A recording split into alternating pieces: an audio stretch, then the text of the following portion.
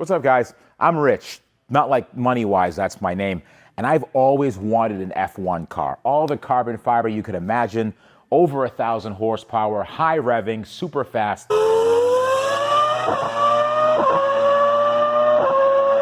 unfortunate part is I can't afford an F1 car, or really even an Ariel Atom. Basically a street legal go-kart with a rocket strapped to it. Still insane, still epic, but still too expensive. I'm not a Saudi Prince or Whistling Diesel, but I've always wanted to sense that speed for as cheaply as humanly possible. So today what we're gonna do is we're gonna go online, buy some cheap Facebook Marketplace junk, and turn it into an F1 car. And this is a little sketch I whipped up of what it's gonna look like. What do you think? Yeah, there's no way. There's literally no way you drew that. I didn't. What I did draw is this one. No way. I didn't draw that one either, you're right. Here's one I actually drew.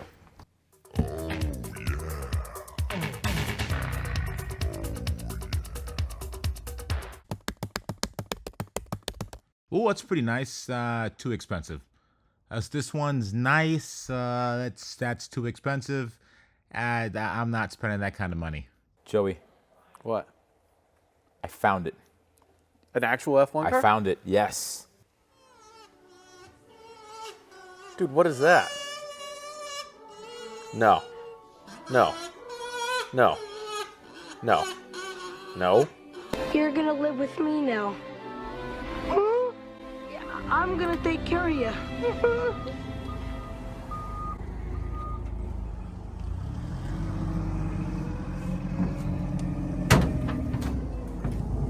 I honestly don't know what this thing is or whether or not it was a good idea or not, but it's very, very cool, and it's the first one I've ever seen like it. After a bunch of Googling, I couldn't find anything related to it, so when the guy said it was super rare on Facebook Marketplace, he was right. It has a cool 70s retro vibe to it. It's all fiberglass, and the way you get in is kind of funny. You just pull this lever and the top pops open. Only catch is it's kind of hard to open yourself. Now, looking at the seat bottoms, there seems to be some rust buildup where the seat belts hold the occupants in, so we'll have to take this whole thing apart to see what's going on with the internal structure. This thing is super cool, and if we pop the hood off, I'm sure there's some more cool stuff to look at, and there's really nothing. Just a bunch of square tubes, old suspension, and old wiring that crumbles in your hand. In the back, there's a snowmobile engine called the Chaparral, I think, and it makes about 40 horsepower or so. And now the existing gearbox is apparently from a Volkswagen, complete with a Volkswagen part number that I can actually cross-reference. So we're going to start taking off the fiberglass panels, cut out the old and brittle wiring harness, and weigh it. We're going to weigh this thing, and everyone's guess has been a little bit different so far. I think, Joy, what'd you say for weight? I was like 860. Raj, what'd you say again? 750? Yeah. What do you think? 900. All right, ready? Yeah. See what we got? Holy crap. 1,009? What did I win? Did I win anything? Couldn't have been that heavy. You're just picking it up. All right. Okay. What's it weigh now? 929. Okay, what's it weigh now? 924. Aluminum plate. Yeah. So what's that? Where are we at now? 919, 913, 912. Well, that's not bad. That's not bad at all. What you working on, boss man? Dude, listen, I'm working on getting all this wiring out of here, and the funny thing is all these zip ties, they just kind of crumble. They're so old and brittle. I think this thing has spent some time outside. I think when they were kind of sick of trying to work on it, they just said, let's just push it outside, and it's probably spent most of its days out there. We're gonna make a new wiring harness for the brake lights, turn signals, etc. in the rear, and the front's super simple. All it needs is this headlights and turn signals up front, maybe a horn. I mean, I'm sure they'll hear us coming if we just scream. Brake switch? That's probably not gonna be very reliable at all, is Why it? is the Yeah. brake switch back here? I have no idea, personally. Switch up here too. Yeah. I don't know. They In case just one breaks. Exactly. I built some seats and stuff with it. That's how I do it.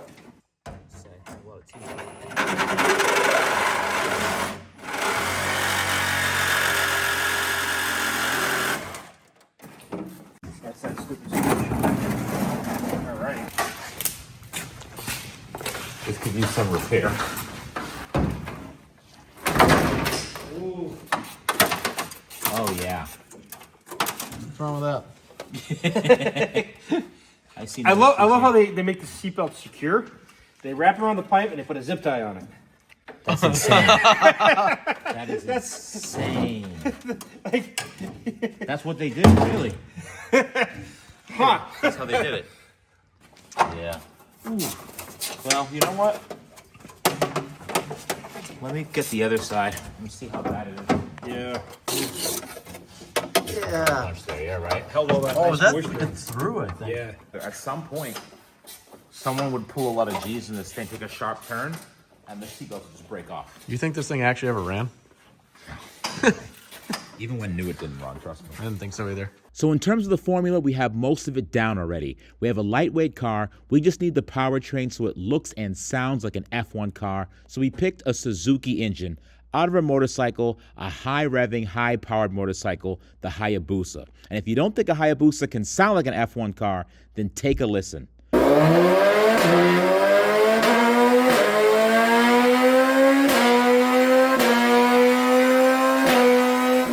You know what else sounds pretty good? Something I've been using for about 9 months now. It's called Incogni. Now, if you don't know what it is, it's a company that exists to fight to have your data removed from data brokers. And these data brokers can be annoying. They put all of your information all over the internet. When you search your name and your address and phone number, it shows up all over the place.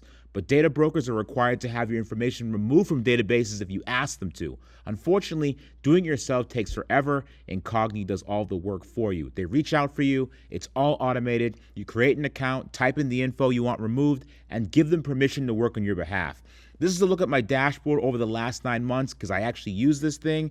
It's 265 messages sent, 228 completed, and 37 are in progress right now. It saved me over 171 hours. Guys, make sure you try this out for yourself.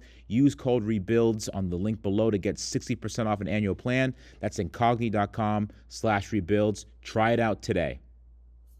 This is ridiculous. What are we doing, boys? You're gonna die. So your sprocket is here, and your shaft's over here. So that's a little bit of an off angle. If we're gonna bring the chain down, our water pumps here and our shifter shafts here, this chain needs to come straight down right here, not to hit anything. You know what I'd like to do? Let's take it back out, mark the exhaust, and cut it. Yeah, let's do that. I'll get you the Sharpie now. I can't think of a reason why we need to keep the exhaust. Just get it right out of the way. We can even take this big ass bracket off on the side here. Let's pull it out, mark it, and cut.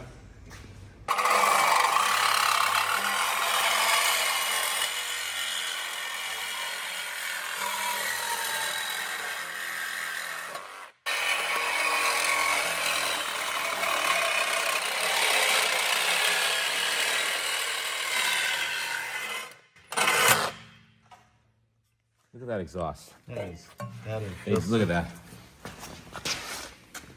Flattened too. Oh, They didn't even do the whole thing. welded. No. Is this the thought that counts? At least they tried. Is that? This looks like a clutch pedal that somebody built out of a handbrake. That's actually clever. Dude, it from this angle, it looks legit. Like That explains the clutch. the clutch cable. Yeah. Yeah. Dude, But- it's literally, it's clamped on a Clamped bar. on a pipe. So I mean, like we could totally reuse this. This is Yeah, why don't we just let's go lengthen it? I don't think it needs to be that complicated. No, that's for a throttle. This is ridiculous. It does seem German. It does. It's very German. It's very Over-engineered? Over-engineered, yeah, exactly. Das is good. Here's your throttle with multiple linkages, and your throttle cable's over there. And Why is it underneath like the shock? yeah, how do you adjust that? It's like Where does that even go? All right, what you? Sprocket test. This is the funny. There's no. No way. That fits right on there. Where do you keep pulling this stuff out It of? fits. That I mean- actually works? It fits right on there, yeah. Come on. Oh yeah. Remember, how many conversions have we done over the years? Many. So there's a ton of leftover parts for it. I think I have every diameter sprocket for everything. That's in that back incredible. room, and it fits. Well, I mean, I think the transmission might need a little bit of service. They might have to take this, drain it, and make sure it has any fluid in it still, because it's been sitting for so long. That's a good point. I didn't even think about fluid. Maybe make sure it has fluid in it. It's probably dry, or it's probably low on it at least. And then we refill it, test it again, and just spray and spray. I mean, it went down a lot. No, yeah, it definitely went down, but it's still that once you get the flat pan on there, it'll be all right. Yeah. It's only sticking up like, it's not that bad. If you think about the height of that, that's the pan. It's gonna go down to about here. Yeah, that's the pan. So So get like 3 inches out of it. Yeah, that'll be fine. we're playing. You want to adjust the head a little bit? Oh, is this the gas tank? Yeah. Yeah. Ooh. There's a lot of chunky stuff in there. Oh yeah. Oh, look at that. Let's take all the rust. That's nasty. Oh, look at that. Is that like rotten through? Yeah. Yeah. There's something in there. It's alive. He's pulling out a sample now, sir. Ew. It's happy to see me. Yeah. Well, this was fun. Yeah, it's not too bad. Any numbers on it on the caliper anywhere? That's what I want to figure out. Sometimes, I don't know. Because there's no information on this thing. Yeah. There's one on the back of the caliper, but Hang on. Wait a minute. Where's the brake pad? what do you see at the back of that caliper, Chad? There's a number at the back of it. You're asking the guy that needs glasses. Enhance. Enhance. Enhance. Can we use double zoom? Like using I'm on my side phone, I'll 15. just zoom into mine. Yeah, right? Does that work that way? You can read it. Dude, it's 400H. Vintage KH disc brake caliper. That's it from an old snowmobile. A Rupp snowmobile. So this is, it's the plot thickens. It does. $149. That means you literally can't find these anywhere else because that shouldn't be that much money. Rich, what do you got?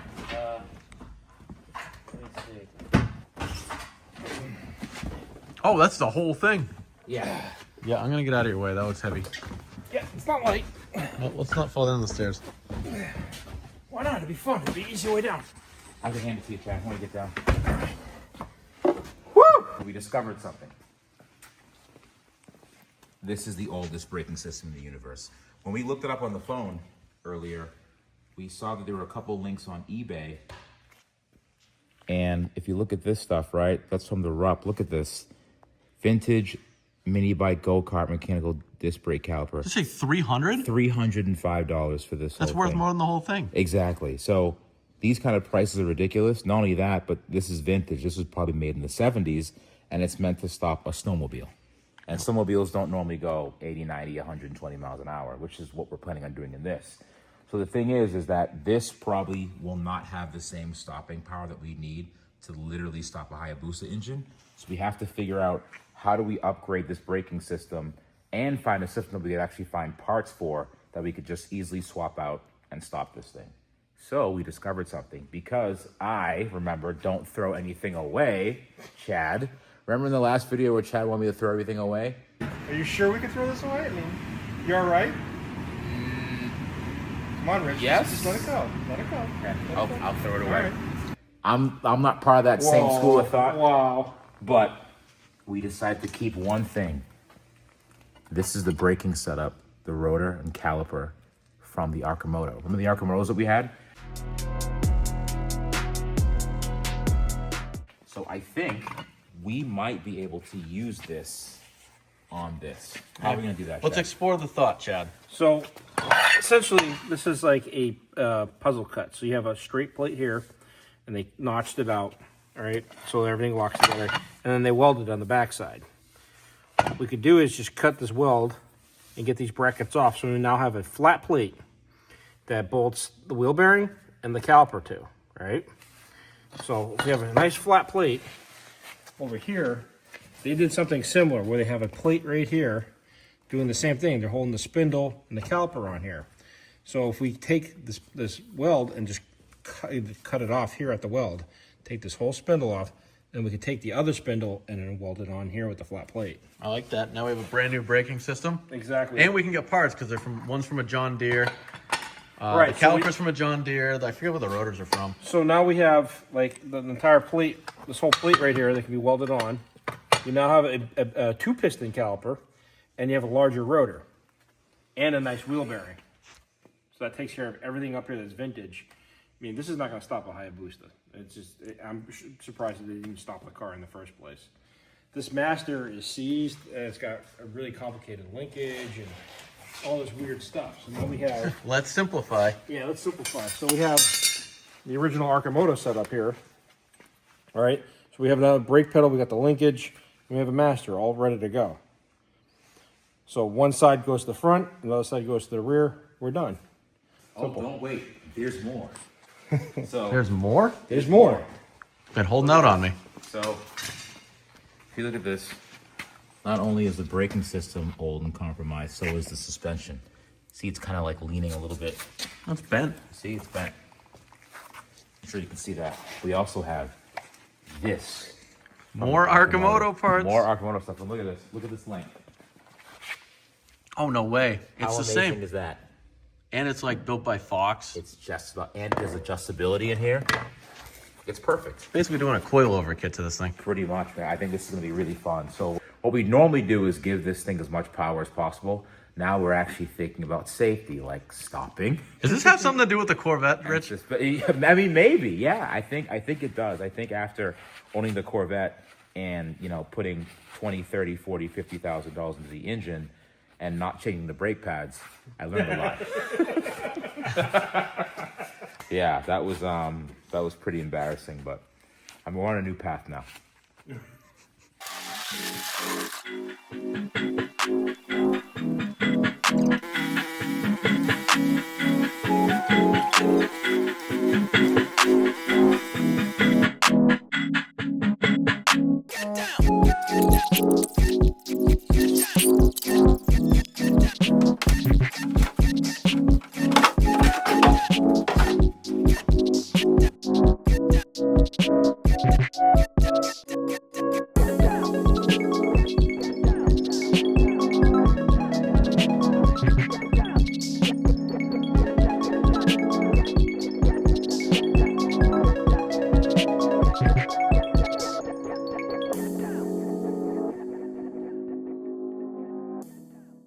This is the device that is going to take both of our jobs. Literally.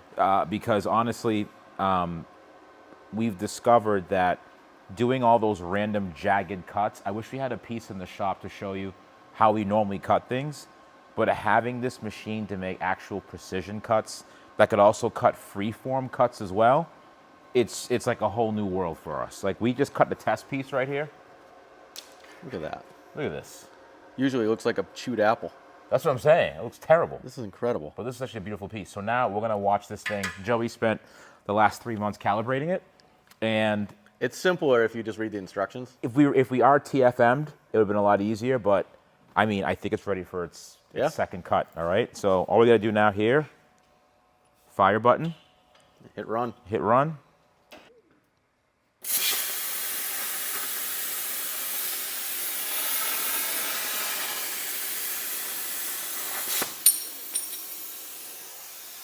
That's so crazy. My fly's open. That's how excited I am about this. Ready? Hold on. Watch. Look at that. Dude, that's incredible. We would have to pay real big money to have something cut like this for us. But now we can do it right here. Dude, this thing's worth its weight in gold. Let's just keep cutting shapes like this. Very basic, Right. like adolescent shapes. Give it to kids. We can make, that block that says, oh, you put the square peg in the square hole. Put the triangle. We should make one of those. We could remake the one for engineers where you keep putting the square through every in hole. the same hole. Right. That's perfect, Dude, man. this is blowing my mind. That is great. I love that. What a cool piece. Yeah. This is a great addition. I feel like It really is. we're just getting up to modern tech because we've seen other channels have had this, been using this thing for like 10 years. Well, like it's like And now science fiction. It's like discovering fire for the first time. We're always late to the party, I feel, but this is good. Always late. What a good step. Now remember, earlier in the episode, we couldn't mount the engine completely flat in the chassis because the oil pan protruded about 3 to 4 inches. We fixed this by simply installing a shallow oil pan, which makes the engine about 3 to 4 inches lower to help improve the center of gravity. Now we're going to use the ArcDroid to cut some more metal brackets for the brake pedal. This brake pedal is from the Arcimoto, and we're going to weld all the brackets to hold it in place. That little ArcDroid with the Harbor Freight plasma cutter is a mean combination. And now we have a proper braking setup. All we need now is to run the brake lines. Let's get the engine started with the new oil pan to make sure it even works in the first place.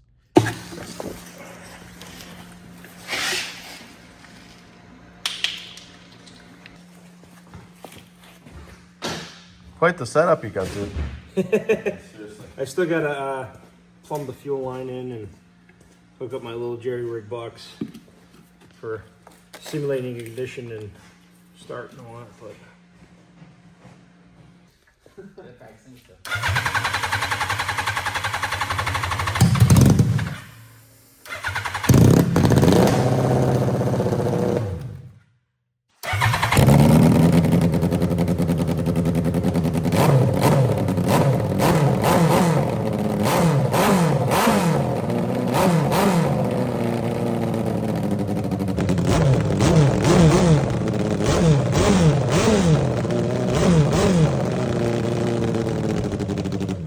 Mission accomplished. Now in the next video, we'll actually be installing the engine into the F1 car and running the semi-complicated chain and sprocket setup to get things going. But before we do that, let's make one more cut on the ArcDroid.